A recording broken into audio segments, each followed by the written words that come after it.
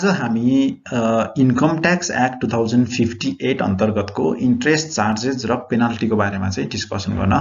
गइरहेको छौं। यदि तपाई कुनै कम्पनीको सञ्चालक हुनुहुन्छ अथवा कुनै कम्पनीको अकाउन्टेन्ट हुनुहुन्छ भने यो भिडियो चाहिँ तपाईहरुले हेर्नै पर्ने हुन्छ, किनभने तपाईहरुलाई के थाहा हुनु जरुरी छ भन्दा त्यो बिजनेसले इन्कम ट्याक्स एक्ट अन्तर्गत सबमिट गर्नुपर्ने विवरणहरू अथवा बुझाउनु पर्ने ट्याक्स अथवा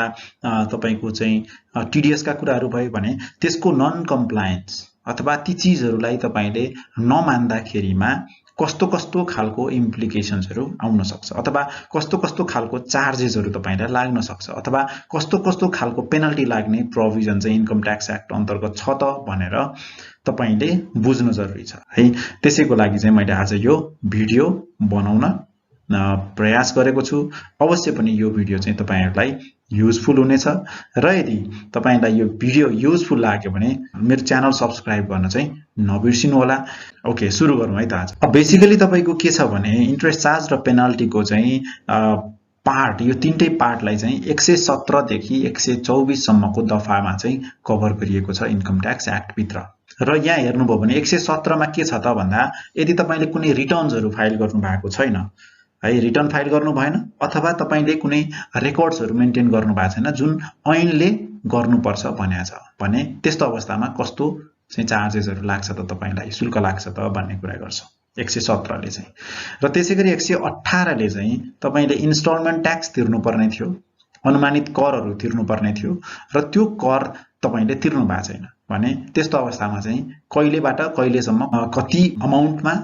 र कति रेटमा इन्ट्रेस्ट लाग्ने भन्ने कुरा चाहिँ 118 ले गर्छ। इन्कम ट्याक्स तपाईले चाहिँ जुन इन्स्टलमेन्ट ट्याक्स तिर्नु भएन भने त्यस्तो अवस्थामा चाहिँ तपाईले इन्ट्रेस्ट पे गर्नुपर्ने हुन्छ र त्यो इन्ट्रेस्टको कुरा चाहिँ 118 ले गर्छ। त्यसैगरी 119 119 क भन्ने दुईटा सेक्सन छ र यो 119 भित्र चाहिँ तपाईले ट्याक्स तिर्नु भएन टाइममा भने कति इन्ट्रेस्ट लाग्छ भन्ने कुरा चाहिँ 119 भित्र कभर गरिएको छ। त्यसैगरी 120 मा चाहिँ तपाईको यदि कसैले चाहिँ झुटा विवरण अथवा चाहिँ फल्स स्टेटमेन्टहरु चाहिँ दियो हैन अथवा मिसलिडिङ अथवा चाहिँ मिसगाइड गर्ने खालको हैन, झुटा मात्रै नभएर कुनै कुरालाई लुकाउनको लागि अर्को विवरण प्रस्तुत भयो भने त्यस्ता अवस्थामा चाहिँ के हुन्छ त भन्ने कुरा गर्छ 120 ले चाहिँ। र त्यसैगरी यदि कसैले तपाईलाई इन्ड्युस गर्यो, ट्याक्स नतिर्नको लागि इन्ड्युस गर्यो अथवा ट्याक्स कम तिर्नको लागि इन्ड्युस गर्यो भने अथवा तपाईलाई चाहिँ उक्सायो, उस्काउने मान्छे हुन्छ नि, हो त्यस्तो मान्छेको लागि पनि यहाँ के छ 121 मा व्यवस्था गरिएको छ। त्यसैगरी तपाईको 123 र 124 नम्बर सेक्सनमा चाहिँ पेनाल्टी अन्डर इन्कम ट्याक्स एक्टको कुराहरू गरिएको छ र अब यो सबै सेक्सनहरुलाई हामी वान बाइ वान हेर्छौं। ओके, अब यहाँ हेरौं तपाईको कुनै पनि व्यक्तिले इन्कम ट्याक्स एक्ट अन्तर्गत राख्नुपर्ने डकुमेन्ट्सहरु अथवा रिटर्न्सहरु जुन फाइल गर्नुपर्ने हुन्छ त्यो रिटर्नहरु तपाईले फाइल गर्नु भएन भने त्यो चाहे तपाईको टीडीएस को ईटीडीएस को रिटर्न होस् अथवा तपाईको इन्कम ट्याक्स को रिटर्न होस्, कुनै पनि रिटर्नहरु अथवा तपाईले जुन राख्नुपर्ने डकुमेन्ट्सहरु हो त्यो चाहिँ ऐनले प्रेस्क्राइब गरे अनुसार राख्नु भएको छैन भने चाहिँ त्यो अवस्थामा तपाईले 117 अन्तर्गत दफा 117 अन्तर्गत चार्जेसहरु पे गर्नुपर्ने हुन्छ, शुल्क लाग्छ है। अब के लाग्छ हेरौं तपाईको। अब यदि तपाईले एस्टिमेटेड ट्याक्स रिटर्न फाइल गर्नु भएको छैन, जस्तो तपाई एस्टिमेटेड ट्याक्स रिटर्न फाइल गर्नुपर्ने व्यक्तिमा पर्नुहुन्छ भनेको जस्तो कम्पनीहरु अथवा कुनै एन्टिटी हैन जसको चाहिँ बिजनेस र इन्भेस्टमेन्टको इन्कम छ भने त्यस्तो व्यक्तिहरुले चाहिँ के गर्नुपर्छ, तपाईको चाहिँ दफा 95(1) अन्तर्गत चाहिँ एस्टिमेटेड ट्याक्स रिटर्न भर्नुपर्ने हुन्छ है। तपाईको त्यो एस्टिमेटेड ट्याक्स रिटर्न यदि भर्नु भएको छैन भने त्यो टाइममा चाहिँ तपाईको 5000 अथवा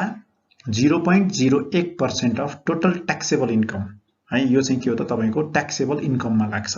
ट्याक्सेबल इन्कम तपाईको त्यो वर्षको जति हुन्छ त्यो ट्याक्सेबल इन्कमको 0.01% अथवा 5000 जुन बढी हुन्छ त्यो चाहिँ तपाईको शुल्क हुन्छ यदि तपाईले एस्टिमेटेड ट्याक्स रिटर्न फाइल गर्नु भएको छैन भने।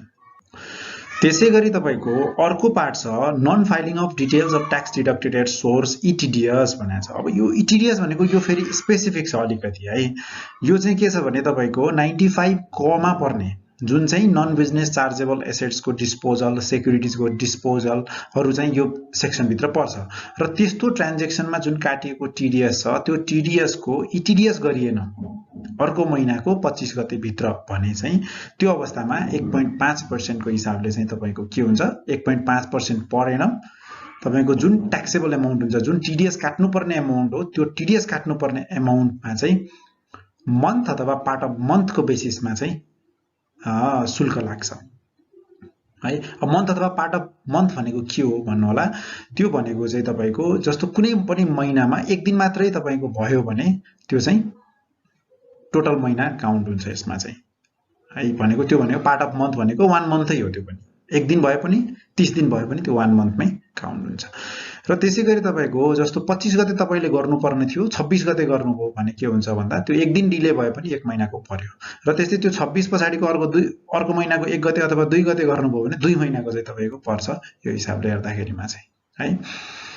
र त्यसैगरी अर्को चाहिँ छ इन्कम ट्याक्स रिटर्न तपाईले फाइल गर्नु भएन। इन्कम ट्याक्स रिटर्न फाइल गर्नु भएन भनेको बिलेटेड रिटर्न फाइल गर्नु भयो। अब बिलेटेड रिटर्न फाइल गरेको केसमा के छ त भन्दा यदि तपाईको प्रिजम्पटिभ ट्याक्स पेयर हो तपाई भने चाहिँ 100 रुपैयाँ पर मन्थ तिर्नु पर्यो र अरु पर्सनको लागि प्रिजम्पटिभ ट्याक्स पेयर बाहेक अरु पर्सनहरुको लागि 0.1% of the accessible income without deduction that means तपाईको टोटल अमाउन्ट अफ इन्कम है इन्कमको साइडमा जति टोटल अमाउन्ट हुन्छ त्यो टोटल अमाउन्टमा 0.1% चाहिँ तपाईको के हो त पर एनम हो यो र यदि तपाईले एक महिनाको डिले गर्नु भएको छ भने 0.1% of total income taxable income हैन है फेरि ख्याल गर्नुस् टोटल इन्कम डिवाइडेड बाइ 12 भनेको एक महिनाको हुन्छ अथवा 100 per month whichever is higher भन्ने छ है ऐनमा चाहिँ। त्यसको मतलब के हो भने जुन बढी हुन्छ त्यो चाहिँ लाग्छ। तपाईले 0.1% अफ एसेसिबल इन्कम पनि क्याल्कुलेसन गर्नु पर्यो र तपाईको चाहिँ 100 रुपैयाँ को हिसाबले नि हेर्नु पर्यो। त्यो दुईटालाई कम्पेयर गर्दाखेरिमा चाहिँ जब तपाईको चाहिँ जुन बढी आउँछ त्यो चाहिँ तपाईको शुल्क हुन्छ यो अवस्थामा चाहिँ। अब 117 मै फेरि अर्को कुरा यो दफा 81 मा सर्टेन डकुमेन्ट्सहरु मेन्टेन गर्नुपर्छ भनेको छ। त्यो डकुमेन्ट्सहरु हामीले मेन्टेन गरेनौं अथवा सेक्सन 81 को भायोलेसन गर्यौं जस्तो के हुन सक्छ not maintaining documents in prescribed format भनेको जस्तो डकुमेन्टहरु जस्तो भ्याट वालाले भ्याटको रजिस्टरहरु राख्नु पर्ने हुन्छ हैन। अब भनेको तपाईको चाहिँ अरु जुन खर्चहरु छ एकाउन्टिङ सिस्टम प्रोपरली राख्नु पर्ने हुन्छ बिजनेस वालाहरुले भने त्यस्तो अवस्थामा चाहिँ यदि तपाईले त्यो प्रेस्क्राइब फर्मेटमा डकुमेन्ट्सहरु राख्नु भएको छैन भने हो त्यो अवस्थामा चाहिँ के हुन्छ यो चार्जेस अट्र्याक्ट हुन्छ। त्यसैगरी non authenticated by the auditor or other document अडिटै गराउनु भएन अडिट गर्नुपर्छ भनेर ऐनमा लेखेको छ तपाईको अडिट गराउनु भएन भने त्यो अवस्थामा पनि भयो। त्यस्तैगरी failure to maintain proper records of the documents authenticating expenses documents भनेको कुनै पनि खर्चहरुको रेकर्ड पनि छैन त्यस्तैगरी इन्कमको रेकर्ड पनि छैन भने हो यस्तो अवस्थामा चाहिँ तपाईले जुन मेन्टेन गर्नुपर्छ भनेका रेकर्डहरु छन् ती रेकर्डहरु मेन्टेन नगरेको अवस्थामा चाहिँ 0.1% of accessible income without deduction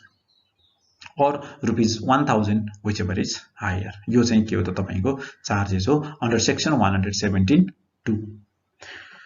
त्यसैगरी delay in filing tax deducted at source by withholding agent. अब तपाईले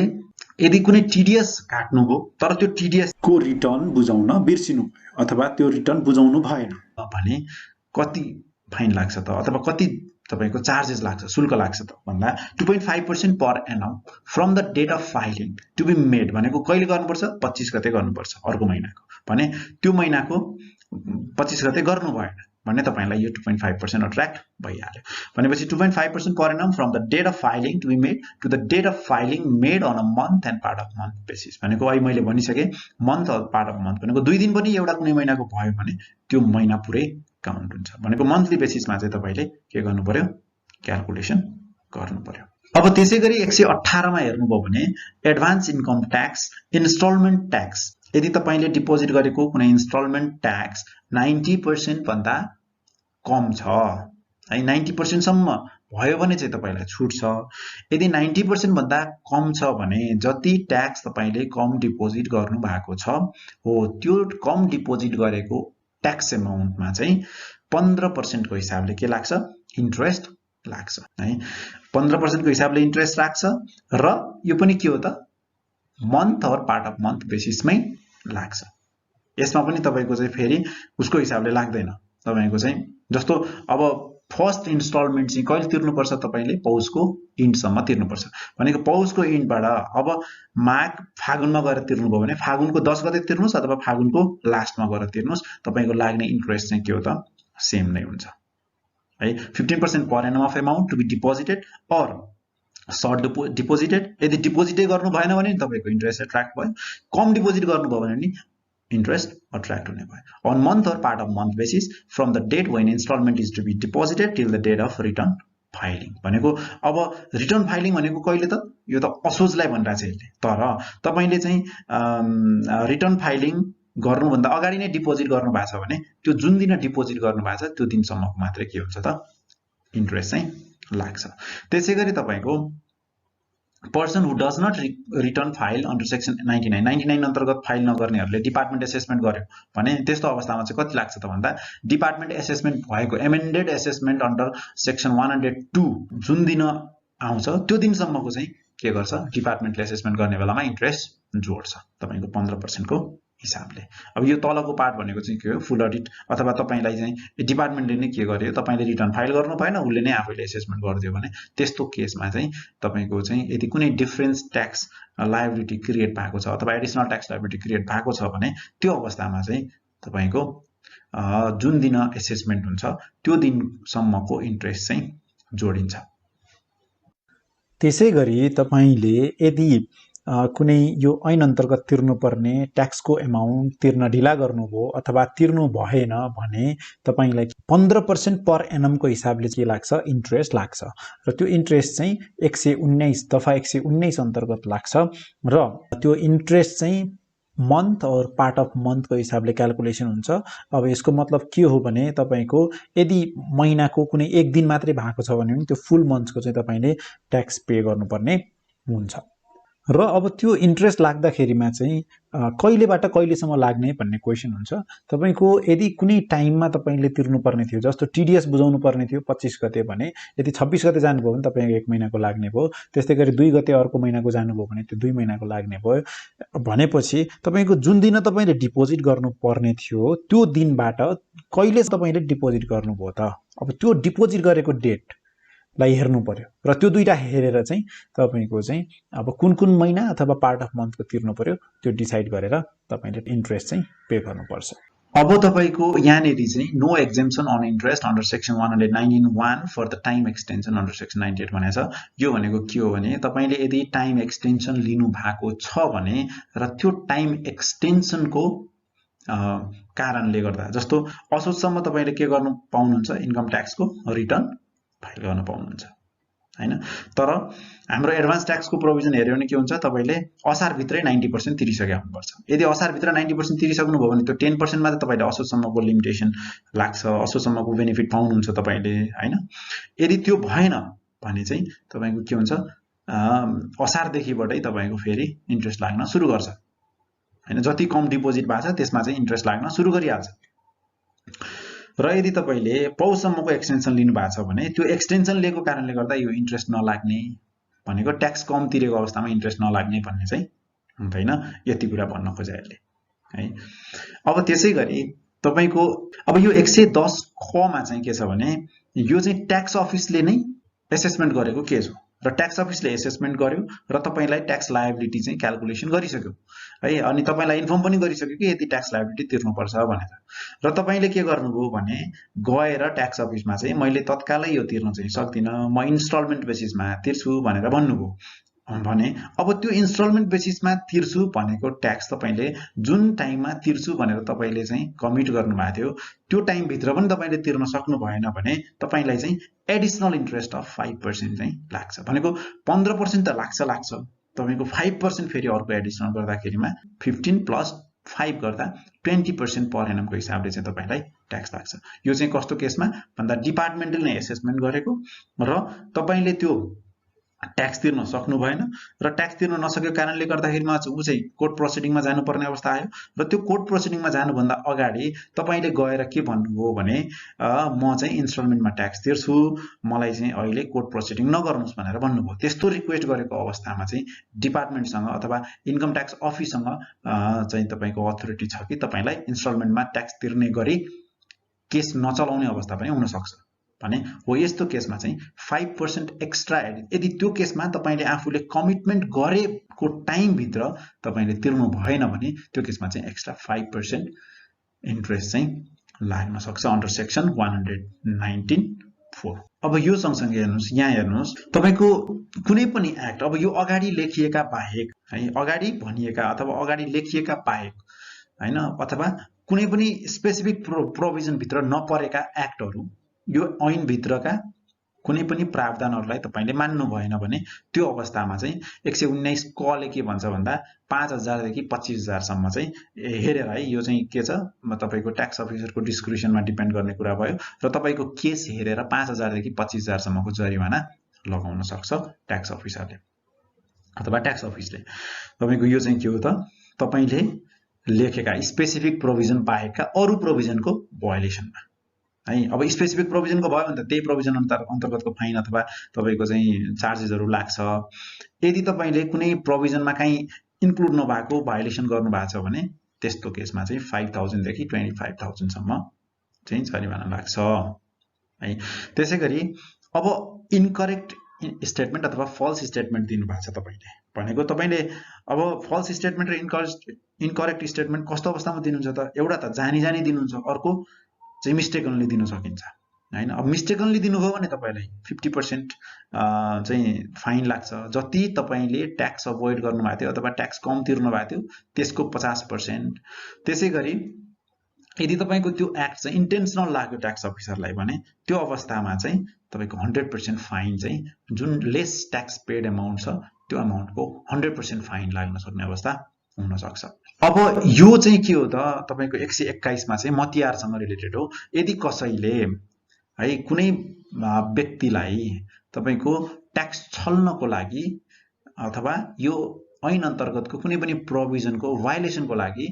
इन्टेन्सनली एडभाइज गर्छ, सपोर्ट गर्छ